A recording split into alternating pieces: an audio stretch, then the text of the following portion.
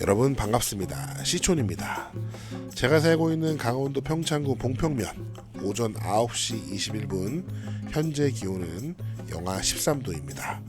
와 진짜 춥네요. 지난주 금요일 저는 저희 마을에 대동제에 참여를 했습니다. 마을 분들이 모두 모여서 마을의 한 해를 결산하고 새로운 이장님도 선출하고 마을의 현안도 허심탄회하게 논의한 후에 다 같이 맛있는 점심을 먹고 헤어진 아주 뜻깊은 시간이었는데요. 그런데 그 자리에서 저는 이런 것을 느꼈습니다.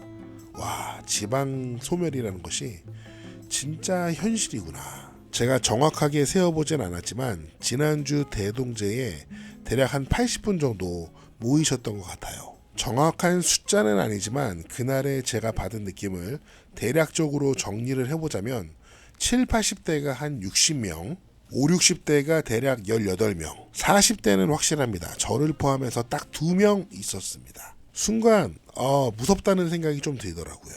물론 그날 대동제에 모인 사람들이 저희 마을의 인구 분포를 정확하게 보여주는 것은 아닙니다. 왜냐면 젊은 사람들은 출근하고 일해야죠. 아침 그 시간에 40대인데 거기 가서 앉아있는 제가 이상한 사람이에요. 그럼에도 불구하고 이런 생각이 들더라고요.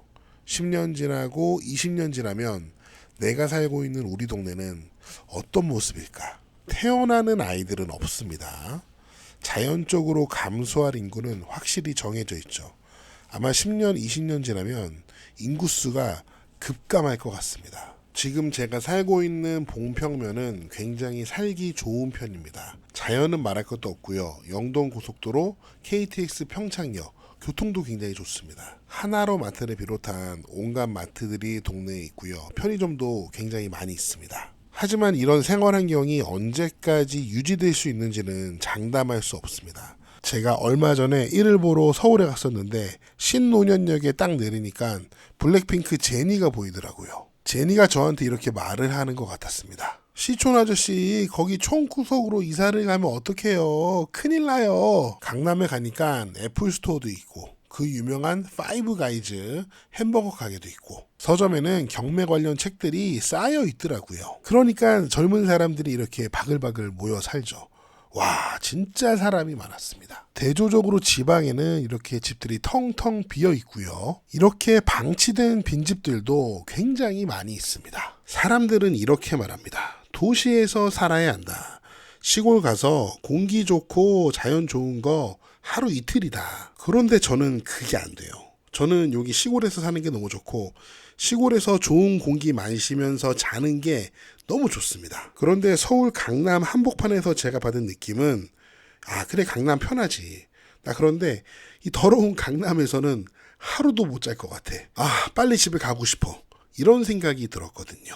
제가 별종이긴 합니다. 그런데 제가 생각했을 때 시촌 유튜브 채널을 시청하시는 많은 분들은 저 같은 별종이신 분들이 많이 계실 것 같아요. 지방 소멸이 거의 확실하긴 하지만 뭐 내가 살아있을 때 지방이 완전히 소멸하겠어?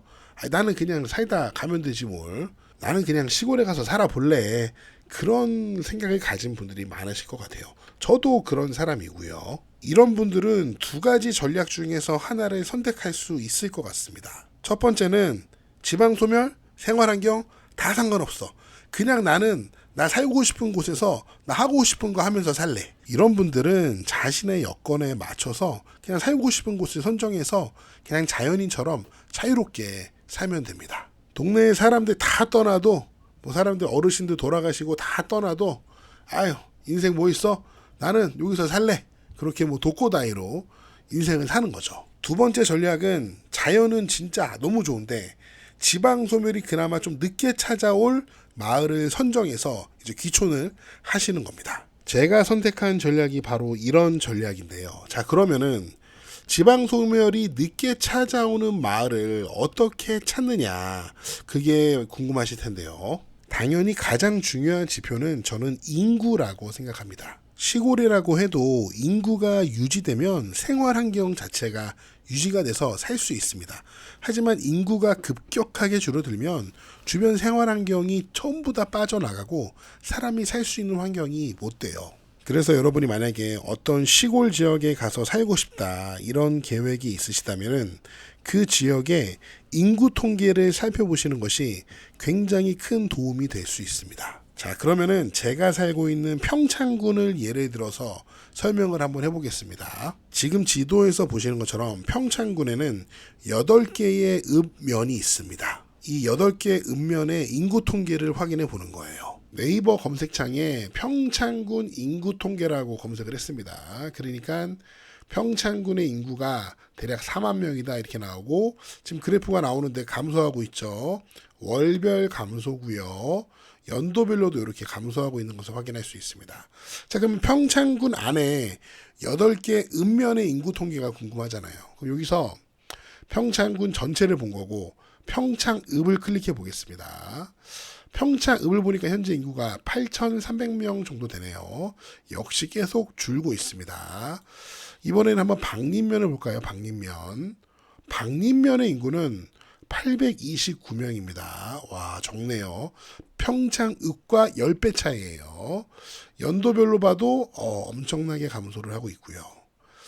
자, 한번 제가 살고 있는 봉평면을 볼까요? 봉평면은 5,700명. 연도별로 봤을 때 증가하다가 감소하다가 또 증가하는 추세.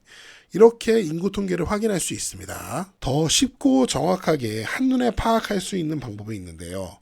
각 지자체의 홈페이지에 가면은 그 인구 통계를 정리해서 이렇게 매달 올려놓는 엑셀 파일을 확인할 수 있습니다. 지금 현재 평창군 지금 홈페이지에 들어와 있고요.